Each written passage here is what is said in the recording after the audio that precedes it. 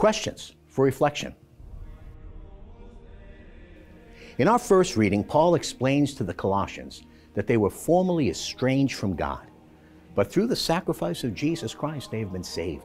In fact, they were more than estranged. Some were, in the apostles' words, of hostile intent. Perhaps that was the case with some of us as well. We were all born in a state of original sin. A sin, the Catechism explains, which was contracted, not committed, passed on to us through our first parents' disobedience. Listen to these words of the Catholic Catechism, and I quote, "By yielding to the tempter, Adam and Eve committed a personal sin. But this sin affected the human nature that they would then transmit in a fallen state. It is a sin which will be transmitted by propagation to all mankind. That is, by the transmission of a human nature deprived of original holiness and justice. And that is why original sin is called sin only in an analogical sense.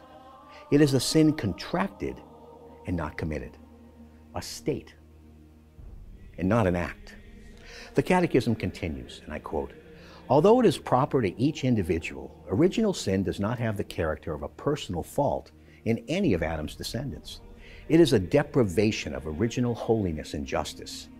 But human nature has not been totally corrupted.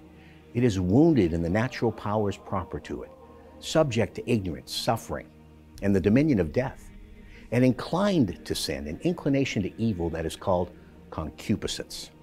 End quote. The Catechism explains that, quote, "Baptism, by imparting the life of Christ's grace, erases original sin and turns a man back towards God. But the consequences for nature, weakened and inclined to evil, persist in man and summon him to spiritual battle." That's paragraph 404 and 405 of the Catechism. Because of original sin, we were separated from God. Now, through baptism into Jesus Christ, we are united to Him. Because of the Paschal mystery, the incarnation, birth, saving life, suffering, sacrificial voluntary death, and resurrection of Jesus Christ, we've been reconciled to the Father and capacitated by grace to live our lives differently in Jesus by living our lives in the Lord and in His church. We're called to ongoing conversion, to holiness of life.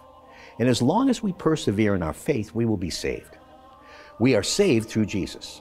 We are being saved as we continue to cooperate with grace. And we hope to be saved as we continue to persevere in faith.